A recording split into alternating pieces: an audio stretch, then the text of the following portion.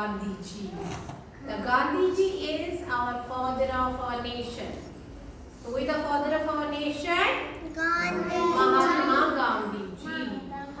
So he was born in Porbandar in Gujarat in the year 1869, October 2nd.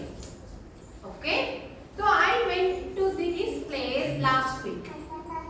Okay? ನಾನು last week ಇವರ ಊರಿಗೆ ಹೋಗಿದ್ದು ಗುಜರಾತ್ ಅಂತ place ಇದು. Okay? So let's know little information about our Mahatma Gandhiji. He was born on 2nd October 1869 to the parents Mohandas Karamchand Gandhi and Putali-Bai. Okay, right? Mohandas Karamchand Gandhi and mother was Putali-Bai. So he was a very small boy like you all. When he was small, he was very much impressed with the story of Harishchandra. The king Harishchandra, he was very truthful. So his truthfulness, at the end, he was supposed to be in look here. What happened? One-sari our school over inspector ಬರ್ತಾರೆ. So he told to write the spelling letter. He wrote wrong. Teacher said, please ask with your friend. But Gandhiji was very honest. He did not listen. He did not ask. He said, let me accept my mistakes. ತಪ್ಪು ಬರೆದ್ರು ಪರವಾಗಿಲ್ಲ, ನಾನು ಕೇಳೋದಿಲ್ಲ friends ಹತ್ರ. ಧನ್ವಿತಾ, ನಾನು friend ಇಲ್ಲ ಅಂತ ಹೇಳ್ತಾನೆ. ಆಗ ಟೀಚರ್ಗೆ ಇನ್ಸ್ಪೆಕ್ಟರ್ಗೆ ಖುಷಿ ಆಗುತ್ತೆ ಅವನ ಆನೆಸ್ಟ್ ನೋಡಿ. ಆನೆಸ್ಟ್ ಅಂದ್ರೆ ನಾವು ಯಾವಾಗಲೂ ನಿಜವಾಗಿ ನಮಗೆ ಏನು ಗೊತ್ತಿದೆ ಅದಷ್ಟೇ, ಬೇರೆಯವರಿಂದ ಕೇಳ್ಕೊಳ್ಬಾರ್ದು. ಓಕೆನಾ?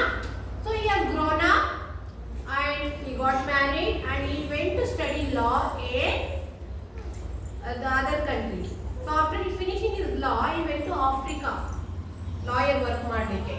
ಆ ಟೈಮಲ್ಲಿ ಏನಾಯಿತು, ಒಂದಿನ ಟ್ರೈನಲ್ಲಿ ಹೋಗುವಾಗ ಬ್ರಿಟಿಷ್ ಆಫೀಸರ್ಸ್ಗೆ ನಮ್ಮಂತ ಬ್ರೌನ್ ಕಲರ್, ಇಂಡಿಯನ್ಸ್ ಎಲ್ಲ ಬ್ರೌನ್ ಕಲರ್ ಅಲ್ವಾ, ಬ್ರಿಟಿಷ್ ಎಲ್ಲ ಬಿಳಿ ಇರ್ತಾರಲ್ವಾ, ಅವರನ್ನ ಡಿಸ್ಕ್ರಿಮಿನೇಷನ್ ಮಾಡ್ತಾ ಇದ್ರು. So they are white, they are black ಅಂತ ಹೇಳಿ. ಅದು ತುಂಬಾ ಎಫೆಕ್ಟ್ ಆಯ್ತು ಗಾಂಧೀಜಿಗೆ. ಅವ್ರು ವಾಪಸ್ ಬಂದ ಮೇಲೆ ಬ್ರಿಟಿಷರು ನಮ್ಮನ್ನ ಟಾರ್ಚರ್ ಮಾಡ್ತಾ ಇದ್ರು ಇಂಡಿಯನ್ಸ್ನ. ಆಗ ಏನಾದ್ರು ಮಾಡಿ ನಾನು ಫ್ರೀಡಮ್ ತಗೊಳ್ಬೇಕು. ಯಾವ ಎರಡು ಮೂಲ ಮಂತ್ರ ಗಾಂಧೀಜಿದು? ಅಹಿಂಸಾ ಮತ್ತೆ ಟ್ರೂತ್. ಓಕೆ, ಸೊ ಅವ್ರು ಏನ್ ಮಾಡಿದ್ರು, ಅವರೊಂದು ಆಶ್ರಮವನ್ನ ಬಿಲ್ಡ್ ಮಾಡಿದ್ರು. ಎಲ್ಲಿ? ಗುಜರಾತ್ ಅಲ್ಲಿ. ನಾನು ಲಾಸ್ಟ್ ವೀಕ್ ಆಶ್ರಮಕ್ಕೆ ಹೋಗಿದ್ದೆ, ಮತ್ತೆ ನಾನು ಫೋಟೋಸ್ ತೋರಿಸ್ತೀನಿ.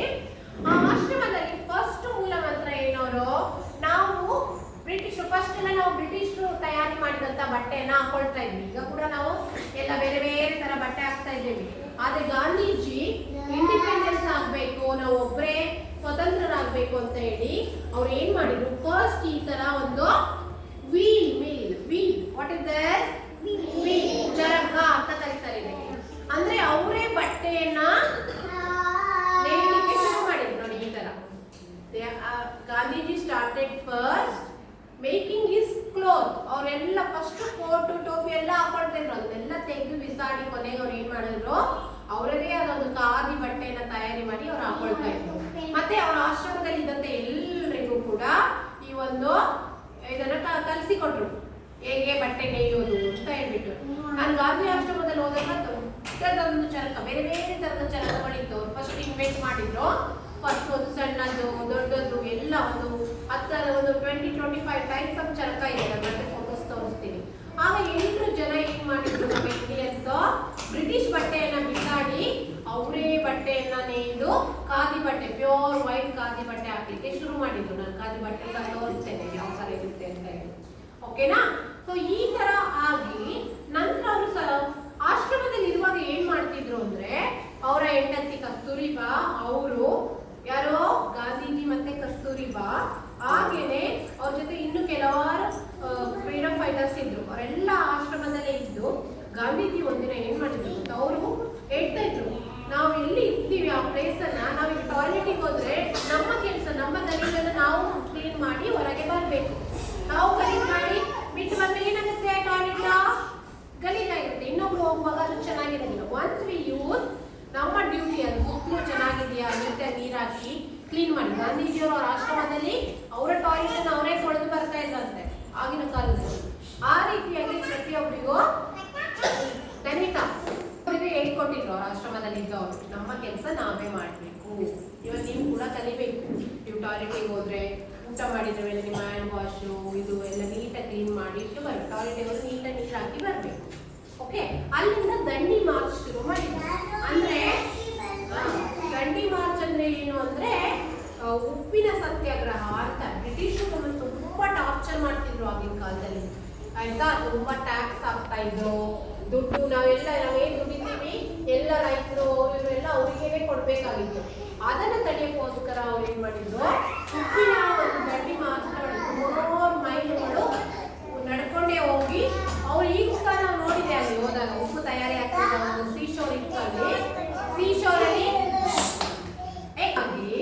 ಅವರು ಮೊದಲು ಬಟ್ಟೆನ ಹಾಕೊಳ್ತಿದ್ರು. ಬ್ರಿಟಿಷ್ ಬಟ್ಟೆನ ತೆಗೆದಾಕಿ ಅವರು ನಮ್ಮ ಬಟ್ಟೆನ ನಾವೇ ತಯಾರಿ ಮಾಡಬೇಕು ಅನ್ನೋ ಉದ್ದೇಶದಿಂದ ಈ ಚರಕವನ್ನ ಕಂಡುಹಿಡಿದ್ರು. ನಾವು ಈ ತರ ಅವರೇ ನೇಯ್ತಾ ಇದ್ರು. ಈಗೂ ಕೂಡ ಕೆಲವೊಂದು ಫ್ಯಾಕ್ಟ್ರೀಸ್ ಅಲ್ಲೆಲ್ಲ ಇದೆ ಹ್ಯಾಂಡ್ ಮೇಡ್ ಕ್ಲೋತ್ಸ್ ಅಂತ ಹೇಳ್ತೀವಿ.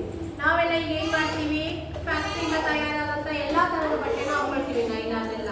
ಬಟ್ ಇದು ಆರೋಗ್ಯಕ್ಕೂ ಒಳ್ಳೆಯದು ಖಾದಿ ಬಟ್ಟೆ. Plus they are not dependent on the British other goods. ಆಗಿನ ಕಾಲದಲ್ಲಿ ಬ್ರಿಟಿಷ್ ಏನ್ ಮಾಡ್ತಿದ್ರು, ಅವರ ಬಟ್ಟೆಯನ್ನು ಕಡಿಮೆ ರೇಟಿಗೆ ಕೊಟ್ಟರು. ನಮ್ಮ ಸ್ವದೇಶಿ ಅಂದ್ರೆ ನಮ್ಮ ದೇಶದ ವಸ್ತುಗಳನ್ನ ಅವ್ರು ತಗೊಂಡು ನಾವು ಟ್ಯಾಕ್ಸ್ ಕೊಡ್ಬೇಕಾಗಿತ್ತು.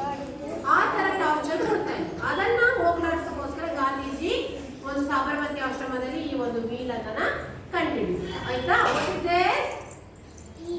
ಏನಿದು ವೀಲ್. ಓಕೆ, ನೋಡಿ ಈ ತರ ದಾರ ಹೋಗಿ ಅಲ್ಲಿಂದ ಬಟ್ಟೆ ತಯಾರಾಗ್ತಾ ಇತ್ತು. ನಾನು ಗಾಂಧೀಜಿಯವರು ಯೂಸ್ ಮಾಡ್ತಿದ್ದ ಪಾತ್ರೆಗಳು ಆಶ್ರಮದಲ್ಲಿ ಇದೆ. ಸಾಬರಮತಿ ಆಶ್ರಮ ಅಂತ ಕರಿತೀವಿ. ಅಲ್ಲಿ ಅವ್ರು ಯೂಸ್ ಮಾಡ್ತಿದ್ದ ಬಟ್ಟೆ ಅವ್ರು ಮತ್ತೆ ಇಲ್ಲಿ ಭಗವದ್ಗೀತೆಯನ್ನ ಡೈಲಿ ರಿಸೈಟ್ ಮಾಡ್ತಾ ಇದ್ರಂತೆ. ನಮ್ಮ ಮೇನ್ ಬುಕ್ ಯಾವ್ದು, ನಮ್ಮ ಇಂಡಿಯನ್ಸ್ದು ಹಿಂದೂಗಳದ್ದು ಭಗವದ್ಗೀತವನ್ನ ಆಶ್ರಮದಲ್ಲಿ ಡೈಲಿ ಅಲ್ಲಿದ್ದಂತೆ ಎಲ್ಲರೂ ಕೂತ್ಕೊಂಡು ರಿಸೈಟ್ ಮಾಡ್ತಾ ಇದ್ರು. ಮತ್ತೆ ಒಂದು ಮೀಟಿಂಗ್ ಹಾಲ್ ಇತ್ತು, ಅದು ಕ್ಲೋಸ್ ಮಾಡಿದ್ರು. ಅದನ್ನು ಸಹ ನಾನು ವಿಡಿಯೋ ಎಲ್ಲ ಮಾಡ್ಕೊಂಡು ಬಂದಿದ್ದೇನೆ.